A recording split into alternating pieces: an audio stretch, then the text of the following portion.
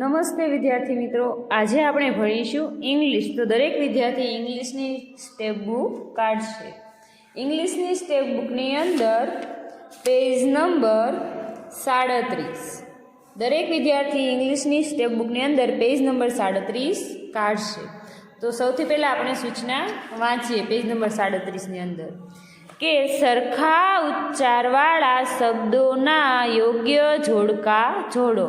તો આપણને અહીંયા ચિત્ર આપેલું છે અને તેનો સ્પેલિંગ આપેલો છે. તે સ્પેલિંગના જે સરખા ઉચ્ચાર થતા હોય તે આપણે સામે સામે જોડકા જોડવાના છે. તો અહીંયા તમને શેનું ચિત્ર આપેલું છે? દડાનું. તો દડાનો સ્પેલિંગ આપેલો છે કે BALL, બોલ એટલે દડો. તો અહીંયા આપણને જે સરખો ઉચ્ચાર થતો હોય તે આપણે શોધી તેની સાથે સ્કેલથી જોડકું જોડવાનું છે. તો અહીંયા આપેલું છે BALL, બોલ. અહીંયા આપેલું છે PEN, પેન. તો આ ઉચ્ચાર સરખો થતો નથી. અહીંયા આપેલું છે WELL, વેલ. તો બોલ અને વેલ તો સરખો ઉચ્ચાર થતો નથી. અહીંયા સ્પેલિંગ દિવાલનું ચિત્ર આપેલું છે અને લખેલું છે WALL, તો થશે વોલ. તો જો અહીંયા બોલ અને વોલ સરખો ઉચ્ચાર થયો. તો અહીંયા જો તો સ્પેલિંગ છે પાછળના ALL તથા અહીંયા ALL. પાછળના સ્પેલિંગ સરખા હોય તો ઉચ્ચાર પણ સરખો થશે. તો આપણને આ દડાનું ચિત્ર છે તેને આપણે દિવાલના ચિત્ર સાથે જોડવાનું છે. તો દરેક વિદ્યાર્થી સ્કેલથી ચિત્ર જોડશે. બાજુમાં અહીંયા આપેલું નીચે શેનું ચિત્ર આપેલું છે? દફતરનું. તો દફતરને ઇંગ્લિશમાં શું કહેવાય? બેગ. તો બેગનો સ્પેલિંગ થાય BAG, બેગ. તો બેગનો સરખો ઉચ્ચારવાળો સ્પેલિંગ છે તે આપણે શોધવાનો છે. તો અહીંયા બેગ લખેલું છે. તો અહીંયા શું લખેલું છે? પેન, અહીંયા વેલ, અહીંયા ટેગ અને કેગ. તો અહીંયા જો તો બેગ અને ટેગ એટલે પાછળનો જો તો પાછળના અક્ષર AG અને અહીંયા ટેગમાં AG એટલે સરખો ઉચ્ચાર થશે બેગ અને ટેગ. ટેગ એટલે શું થાય? લેબલ. શું થાય? લેબલ. TAG, ટેગ એટલે લેબલ. તો અહીંયા બેગના ચિત્રને આપણે ટેગના ચિત્ર સાથે જોડીશું. પછી 1 0 10 એટલે TEN, 10 એટલે કેટલા થશે? 10.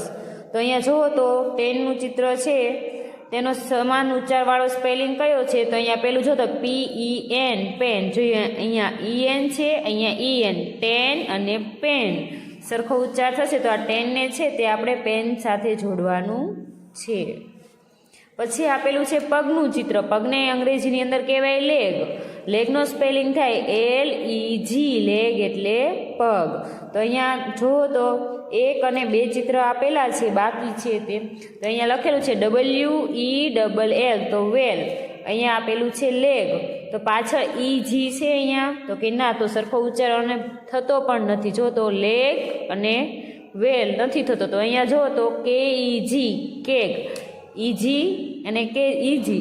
તો અહીંયા લેગ અને કેગ. કેગ એટલે શું થાય? પીપ. KEG, કેગ એટલે પીપ.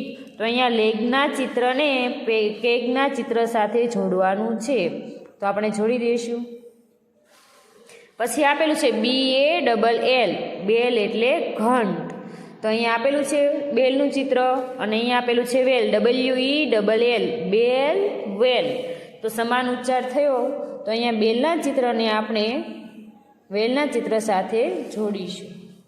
ત્યારબાદ બાજુમાં શેનું ચિત્ર આપેલું છે? શિયાળનું. શિયાળને અંગ્રેજીની અંદર શું કહેવાય? ઉચ્ચાર શું થાય? ફોગ. તો ફોગનો સ્પેલિંગ થશે FOX, ફોક્સ. ફોક્સ ઉચ્ચાર થશે FOX, ફોક્સ એટલે શિયાળ.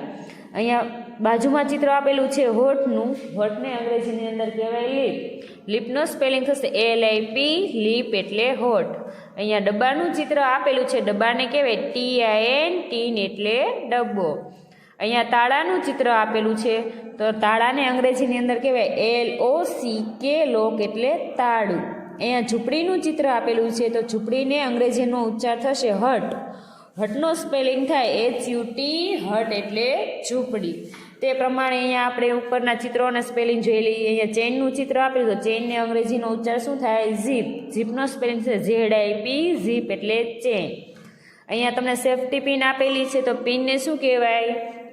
તો પિન જ કહેવાય, પણ પિનનો સ્પેલિંગ શું થાય? PIN, પિન એટલે પિન. ત્યારબાદ નીચે શેનો સ્પેલિંગ આપેલો છે? Box, box. તો બોક્સને શું કહેવાય? પેટી. તો BOX, બોક્સ એટલે પેટી. પછી અખરોટનું ચિત્ર આપેલું છે. અખરોટને અંગ્રેજીની અંદર ઉચ્ચાર થશે નટ. નટનો સ્પેલિંગ શું થાય? તો કે NUT, નટ એટલે અખરોટ. અહીંયા આપેલું છે કૂકડાનું ચિત્ર. તો COCK, કોક એટલે કૂકડો. તો હવે આપણે અહીંયા જે ઉચ્ચાર આપેલા છે તે સમાન ઉચ્ચાર થતા હોય તે અહીંયા જોડીશું. તો FOX, ફોક્સ. તો અહીંયા ઝીપ થયું, પિન થયું અને અહીંયા થયું બોક્સ. તો ફોક્સ અને બોક્સ તો સમાન ઉચ્ચાર થયા. તો ફોક્સને બોક્સના ચિત્ર સાથે જોડવાનું છે. ત્યારબાદ હોઠનું ચિત્ર. હોઠને અંગ્રેજીમાં શું કહેવાય? લીપ. તો અહીંયા ઝીપ, લીપ, ઝીપ. તો સમાન ઉચ્ચાર થયો. તો અહીંયા હોઠના ચિત્રને ચેઇનના ચિત્ર સાથે જોડવાનું છે. ત્યારબાદ ડબ્બાનું ચિત્ર આપેલું છે. ડબ્બાને અંગ્રેજીની અંદર ઉચ્ચાર શું કહેવાય? તીન. તો અહીંયા શું થયું? પિન. તો સમાન ઉચ્ચાર થયો તીન, પિન. તથા પાછળના બે અક્ષર સમાન છે, IN. તો પણ તમને ખ્યાલ આવે કે આ ઉચ્ચાર સમાન થાય, તીન, પિન. તો અહીંયા તીનના ચિત્રને પિનના ચિત્ર સાથે જોડવાનું છે. અહીંયા આપેલું છે લોક. તો અહીંયા બે ચિત્ર બાકી છે, નટ અને કોક. તો જો તો OCK, પાછળના ત્રણ અક્ષર સમાન છે એટલે ઉચ્ચાર પણ કેવા થશે? સમાન. લોક, કોક. તો આ તાળાના ચિત્રને કૂકડાની ચિત્ર સાથે જોડવાનું છે.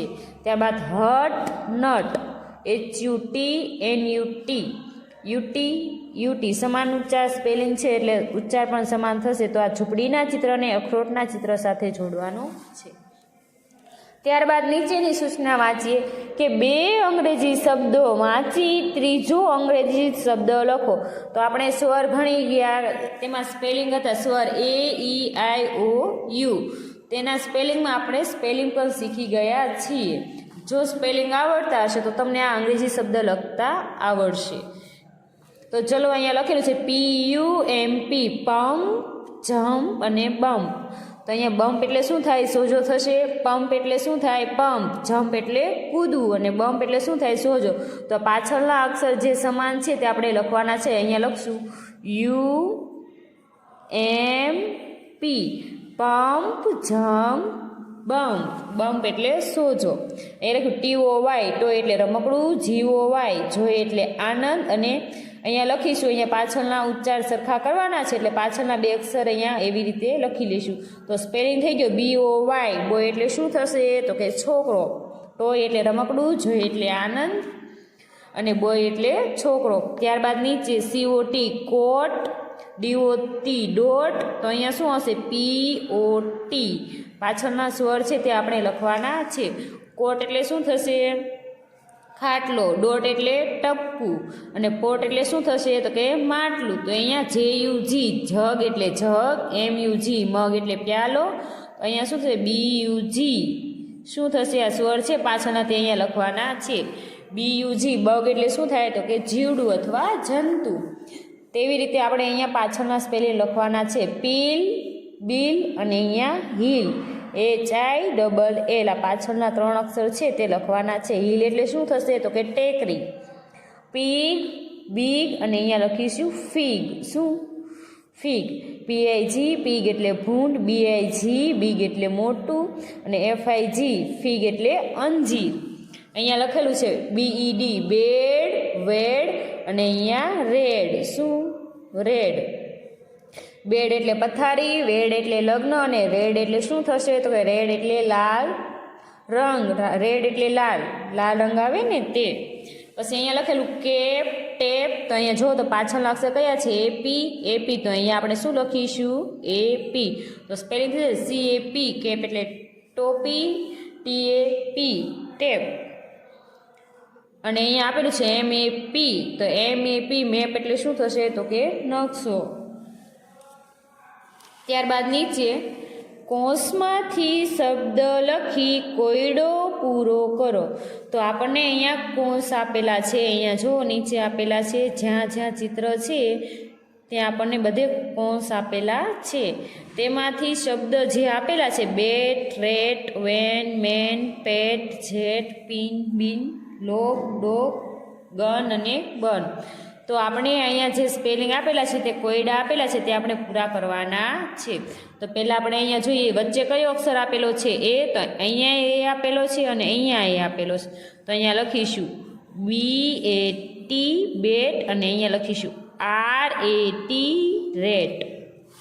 અહીંયા આપેલું છે VAN વેન, MAN મેન, તો અહીંયા લખીશું વી. શું લખીશું? વી.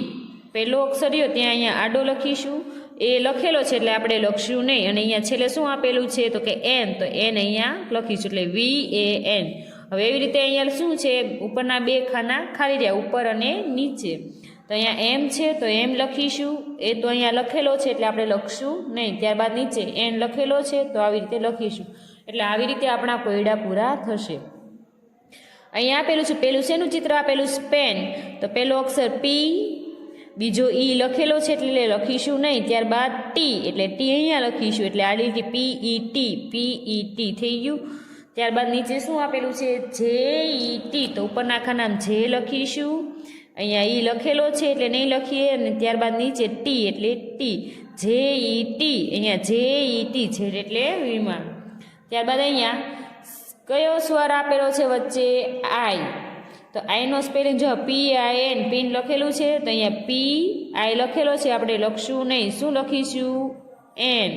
ત્યારબાદ અહીંયા શું લખેલું છે? બિન, તો બી લખીશું, આઈ લખીશું નહીં, નીચે શું લખીશું? એન. PIN BIN આવી રીતે સ્પેલિંગ લખવાના છે.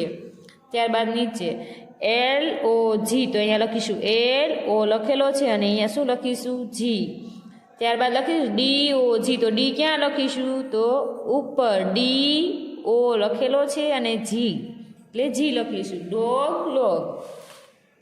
ત્યારબાદ સ્વર યુ આપેલો છે તો GUN ગણ એટલે અહીંયા લખીશું GU લખેલો છે અને અહીંયા N. ત્યારબાદ BUN એટલે બી ઉપર લખીશું, યુ લખેલો છે અને આ એન રહ્યો તે અહીંયા લખવાનું છે. આવી રીતે આપણને સ્પેલિંગ આપેલા હોય તે સ્પેલિંગ જોઈને આપણે કોયડા પૂરા કરવાના છે. દરેક વિદ્યાર્થી પેજ નંબર સ્વાધ્યાય પોથીની અંદર 37 પૂરવાનું છે અને રફ બુકમાં એક વખત લખીને પાકું કરવાનું છે.